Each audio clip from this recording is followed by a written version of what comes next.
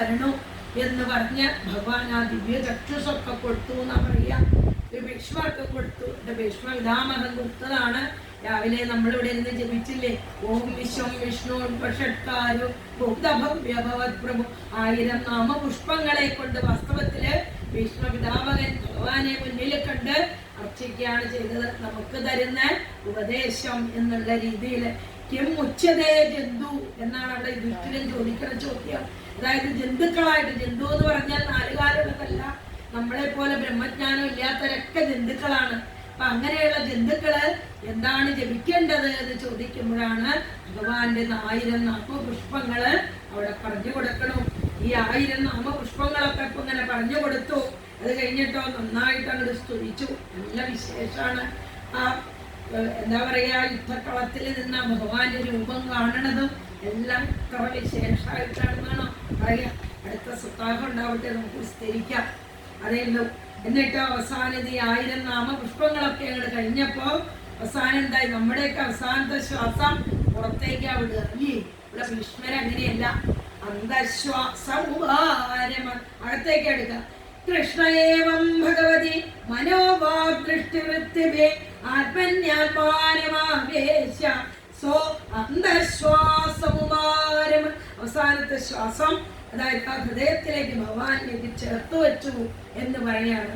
അങ്ങനെ ആ ഭഗവാനെ കണ്ടുകൊണ്ട് തന്റെ അവസാനത്തെ ശ്വാസം കൂടി അകത്തേക്ക് എടുത്ത് വിഷ്ണു പാദത്തിൽ അങ്ങോട്ട് ജയിച്ചു ഭീഷ്മ പിതാമഹൻ. പിന്നീട് ശ്രീകൃഷ്ണൻ ദ്വാരകയിലേക്ക് പോയി എന്നും പിന്നീടാണ് പരീക്ഷിത്ത് അവിടെ ജനിച്ചു. എന്നിട്ട് പരീക്ഷത്തിന്റെ ജാതകം വായിച്ചപ്പോൾ പറഞ്ഞു ബഹുകേമാണ്, പക്ഷെ അവസാനം തക്ഷകന്റെ ആ അടിയേറ്റ് മറ്റു സംഭവിക്കാനിടവരും. എങ്കിലും ഭഗവാന്റെ പാദങ്ങളിൽ എത്തി മോക്ഷത്തിന് അർഹതയുണ്ടാവും എന്ന് കൂടി പറഞ്ഞു എന്നാണ്. പിന്നീടാണ് കുറച്ച് ദിവസത്തേക്ക് ആ ദ്വാരകയിലേക്ക് പോയി വരാം എന്ന് പറഞ്ഞ അർജുനൻ പോണു. അവിടെ ചെല്ലുമ്പോഴൊക്കെ ഭഗവാന്റെ സ്വഭാഗമനൊക്കെ അറിയണത്. തിരിച്ച് ഇവിടെ ആ ഇന്ദ്രപ്രസ്ഥത്തിലേക്ക് ഇങ്ങനെ വരണ സമയത്ത് ഇവിടെ ദുശ്ശകുനങ്ങളൊക്കെ കണ്ടു എന്നാണ്. കണ്ട സമയത്ത് ചോദിച്ചു ഇതെന്താ കാണാനെന്ന് ചോദിക്കുമ്പോഴാണ് ആ തന്റെ ഗാന്ധീവം എന്നുള്ള വില്ലും വലിച്ചടച്ച് അർജുനൻ ഇങ്ങോട്ട് വരണം. എന്നിട്ട് വച്ചിതോഹം മഹാരാജ ഇവിടെ പറയാണ്, അതായത് യുധിഷ്ഠിരനോട് പറയാ, നമ്മളെ പറ്റിക്കുക ചെയ്തത് കൃഷ്ണൻ, നമ്മുടെ കൂടെ എങ്ങനെയാന്ന് ഹേ പാണ്ഡവ എന്നൊക്കെ വിളിച്ച് നമ്മൾ നടക്കും.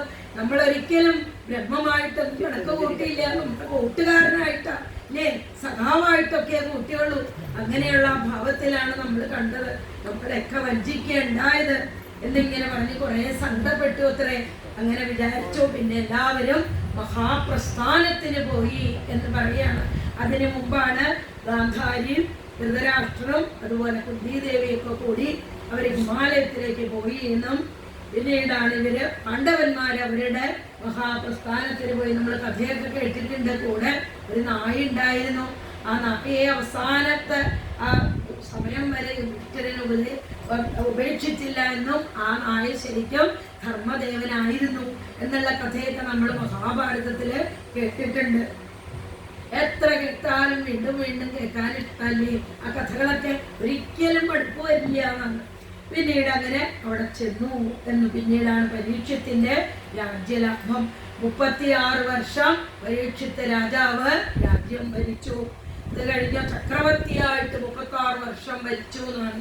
36ാമത്തെ വയസ്സിലാണ് രാജ്യഭാരമൊക്കെ ഏൽപ്പിച്ചിട്ടാണ് പാണ്ഡവന്മാർക്ക് മഹാപ്രസ്ഥാനത്തിന് പോണത്.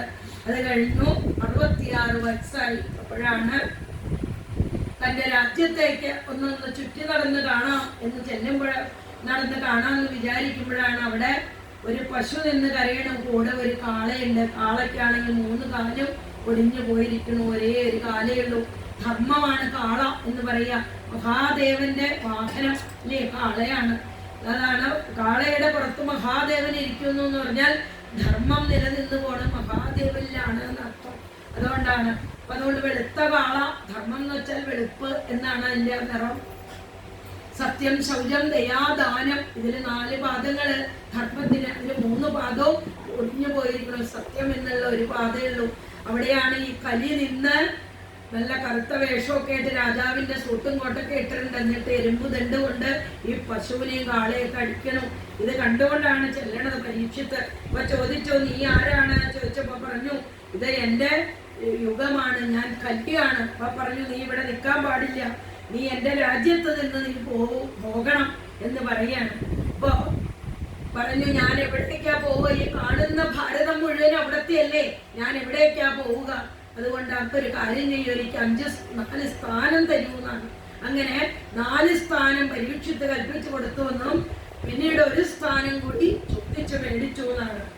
ൂതംബാനം സ്ത്രീയസൂന യത്രാധർമ്മച്ചതുർവിധ പുനശ്ചയാജമാനായ ജാതരൂപമതാ പ്രഭു. ദ്യൂതപാനം സ്ത്രീയാസൂന. ദ്യൂതം എന്ന് വെച്ചാൽ മദ്യം സേവയുള്ളയിടത്ത്, പിന്നീട് ഈ ചീട്ടുകളി അങ്ങനെയുള്ള ചൂതുകളിയുള്ള സ്ഥലം, പിന്നെ എന്താ ചീത്ത സ്ത്രീകൾ വിഹരിക്കുന്ന സ്ഥലം, പിന്നെ സൂന എന്ന് വെച്ചാൽ ഹിംസ, മാംസം അറുക്കുന്ന സ്ഥലം, അങ്ങനെയുള്ള സ്ഥലം ഹിംസ എന്നുള്ളൂ.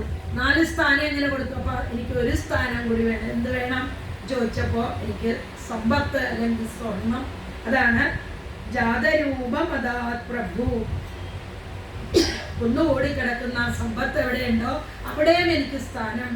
അതുകൊണ്ടാണ് കനകം മൂലം കാമിനി മൂലം, ഉലകിൽ കനകം സുലഭം എന്ന് പറയുന്നതിന്റെ കാര്യം. അങ്ങനെ 5 സ്ഥാനം കൽപ്പിച്ചു കൊടുത്തു എന്ന് പറയാൻ.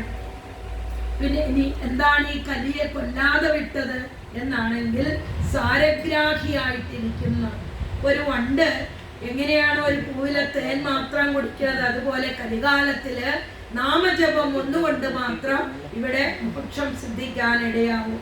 അതുകൊണ്ട് കലികാലത്തില് നാമജപത്തിന് പ്രാധാന്യം. അതുകൊണ്ട് കലിയെ വധിച്ചില്ല. കലി ഉണ്ടെങ്കിലല്ലേ നമ്മളൊക്കെ ഇവിടെ ഇരുന്ന് നാമം ജപിക്കുള്ളൂ. ഇല്ലാന്ന് വെച്ചാൽ സുഖലോലുപരായിട്ട് AC-യിൽ ഇരിക്കുള്ളൂ. ഈ ചൂടും കൊണ്ട് ഇവിടെ ഒന്നും ഇരിക്കില്ല എന്നാണ്. അതുകൊണ്ടാണ് കലിയെ വധിക്കാതെ വിട്ടത് എന്നാണ്. അങ്ങനെ ഇരിക്കുമ്പോൾ 66-ാമത്തെ വയസ്സിൽ പരീക്ഷിത്ത് ആ നായാട്ടിന് പോയി എന്നും കൊട്ടാരത്തിലെ ഏറ്റവും നല്ല കിരീടം എടുത്തു വെച്ചു എന്നാണ്. അപ്പൊ ഈ കലിയാണെങ്കിൽ നോക്കി നടക്കുക, പരീക്ഷത്തിന് എങ്ങനെ പിടികൂടണം എന്നറിയാൻ. ഏറ്റവും നല്ല കിരീടം അത് ദുര്യോധനന്റെ കിരീടമായിരുന്നു അത്രേ. അതെടുത്തു വച്ചിട്ടാണ് പോയത്. കലി അവിടെ പിടികൂടി എന്ന് പറയാം. ഉച്ചയായ സമയം വിശപ്പും ദാഹവും ഒക്കെ കൊണ്ട് ഇദ്ദേഹം വഴിതെറ്റി ഒരു മുനിയുടെ ആശ്രമത്തിൽ ചെന്നു എന്ന് പറയുകയാണ്. അതായത് ശമീക മഹർഷിയുടെ ആശ്രമത്തിൽ ചെന്നു എന്നും, അപ്പൊ എനിക്ക് കുറച്ച് ജലം വേണം, ഭക്ഷണം വേണം എന്നൊക്കെ പറഞ്ഞു. ഇദ്ദേഹം ധ്യാനത്തിലിരിക്കുകയായതുകൊണ്ട് ഇതൊന്നും കേട്ടില്ല എന്നാണ്. അപ്പോ ആ സമയത്ത് ഇദ്ദേഹത്തിന് വല്ലാതെ ദേഷ്യം വന്നു. പരീക്ഷത്തിന് അടുത്ത് കിടന്ന ഒരു ചത്ത പാമ്പിനെ എടുത്ത് കഴുത്തിലിട്ടുവെന്നും കൊട്ടാരത്തിലേക്ക് തിരിച്ചുപോയി എന്നാണ് കഥ. ഇത് കണ്ടുകൊണ്ട് ശമീക മഹർഷിയുടെ പുത്രനായിട്ടുള്ള ശൃംഗി വരണു എന്നും, ഇതാരാണോ ഈ ക്രൂരമായിട്ടുള്ള കൃത്യം ചെയ്തത്, അദ്ദേഹം 7-ാമത്തെ ദിവസം തക്ഷകന്റെ ദംശനമേറ്റ് മരിക്കാൻ ഇടവരട്ടെ എന്ന് ശാപവും കൊടുക്കണു. അങ്ങനെ പരീക്ഷിത്ത് ശാപഗ്രസ്തനായി. അതല്ലേ ജാതകത്തിലൊക്കെ എഴുതി വെച്ചാൽ അതിനൊരു മാറ്റം വരില്ല. നല്ല ജ്യോതിഷിയാണ് ജാതകം എഴുതിയെന്ന് വെച്ചാൽ ഇത് കറക്റ്റായിട്ട് വരും എന്ന് പറയാം. അപ്പോ എന്താ ഈ ശമീക മഹർഷി എന്നുള്ളതിന്റെ ഒരർത്ഥം നോക്കുകയാണെങ്കിൽ, ശമം എന്ന് വെച്ചാൽ മനസ്സിനെ കീഴടക്കിയവൻ, ദമം എന്ന് വെച്ചാൽ ഇന്ദ്രിയങ്ങളെ കീഴടക്കി. ഇവിടെ മനസ്സിനെയൊക്കെ ജയിച്ച ആളാണ്. അതുകൊണ്ട് പുറം ലോകമായിട്ട് യാതൊരു സമ്പർക്കം ഇല്ലാണ്ടിരുന്നാണ് തപസ് ചെയ്യണത് എന്നാണ്. അതുകൊണ്ട് ഒന്നും അറിഞ്ഞില്ല. അത് കഴിഞ്ഞ് ഈ കുട്ടിയുടെ കരച്ചിൽ കേട്ട് അദ്ദേഹം കണ്ണു തുറന്നു എന്നും, എന്താ ചോദിച്ചപ്പോ ഇത് കണ്ടില്ലേ ചോദിച്ചപ്പോ രാജാവിനെ ശമിച്ചു എന്ന് പറഞ്ഞു. അതായത് ഗൗരമുഖൻ എന്ന് പറയുന്നവർക്കും ശിഷ്യനെ അവിടേക്ക് അയച്ച് പരീക്ഷത്തിനോട് കാര്യങ്ങളൊക്കെ പറഞ്ഞു. എന്താ വേണ്ടതെന്ന് വെച്ചാൽ ചെയ്തോളൂ എന്ന് പറഞ്ഞു. ഇനി കൊട്ടാരത്തിൽ ചെന്നു പരീക്ഷത്തിന്റെ അവസ്ഥ എന്താ? ഇത്ര ദിവസം ഈ വിശപ്പ് ദാഹം കൊണ്ടല്ലേ, അതുകൊണ്ട് ഇനി ഒരു തുള്ളി വെള്ളമോ ഭക്ഷണമോ കഴിക്കില്ല വെച്ച് തന്റെ പുത്രനായിട്ടുള്ള ജനമേജയന് രാജ്യഭാരമൊക്കെ ഏൽപ്പിച്ച് അവിടെ നിന്ന് ഇറങ്ങി എന്നാണ്. ഗംഗാതീരത്തേക്ക് വന്ന് വടക്കോട്ട് തിരിഞ്ഞ് അത് ഭവിച്ച് അവിടെ ഇരുന്നു. ഇതിനാണ് പ്രായോപവേശം. ഇനി മരിക്കുന്നത് വരെ ഒരു തുള്ളി വെള്ളം കുടിക്കില്ല എന്ന് ശപഥം ചെയ്ത് അവിടെ കൂടി ഇരുന്നു. ആ സമയത്താണ് ഇന്ന് എനിക്ക് ഈ മരണത്തിൽ നിന്ന് രക്ഷപ്പെടാൻ എനിക്ക് മരിക്കാൻ 7 ദിവസമേ ഉള്ളൂ. അപ്പൊ ഇതിൽ നിന്നും ഈ 7 ദിവസം ഇനി എന്താ ചെയ്യേണ്ടത് എന്ന് ചോദിക്കുമ്പോ എല്ലാ മഹർഷിമാരും അവിടെ എത്തിയിട്ടുണ്ട്. അപ്പൊ പറഞ്ഞു, എനിക്ക് നിങ്ങള് എന്ത് ചെയ്തു തരണം? ദശത്വലം ഗായക അവിഷ്ണുഗാഹത ഭഗവാന്റെ ചരിത്രം എനിക്കൊന്ന് പറഞ്ഞു തരൂ, വേറെ ഒന്നും വേണ്ട. 7 ദിവസം ആയുസ്സുണ്ട് എനിക്ക്. ആ 7 ദിവസം ഭഗവത് കഥകൾ കേട്ട് മരിക്കാൻ ഉള്ള ഒരവസ്ഥ നിങ്ങൾ ഉണ്ടാക്കൂ എന്ന് പറയുമ്പോഴാണ് ഇരിക്കണ സമയത്ത് അവിടെ ആ ശ്രീശുക ബ്രഹ്മർഷി ഒരു സ്വരൂപേണ അവിടെ വരണം. തത്രാഭവത് ഭഗവാൻ വ്യാസപുത്രോ യദൃച്ഛയാഗാം അടമാനോരപേക്ഷ അലക്ഷ്യലിംഗോ നിജലാപതുഷ്ടോ വൃതശ്ച ബാലൈ അവധൂതവേഷ. അവധൂതന്റെ വേഷത്തിൽ അവരുണ്ട്. ഈ അവധൂതന്റെ പ്രത്യേകത ചിലപ്പോ ഇങ്ങനെ കുടിച്ച മത്താടി ഇങ്ങനെ നടക്കുന്ന പോലെ നമുക്ക് തോന്നാം. വസ്ത്രമൊന്നും ചിലപ്പോൾ ഉടുത്തുണ്ടാവില്ല, ചിലപ്പോൾ ഉടുത്തുണ്ടാവും, ബോധമില്ലാതെ.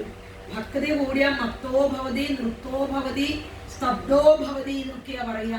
എന്താ ചെയ്യണേന്ന് നമുക്ക് അറിയാൻ സാധിക്കില്ല. നമ്മൾ വിചാരിക്കും വെറുതെ ഭ്രാന്തരാണ് എന്ന് കരുതുന്നതാണ്.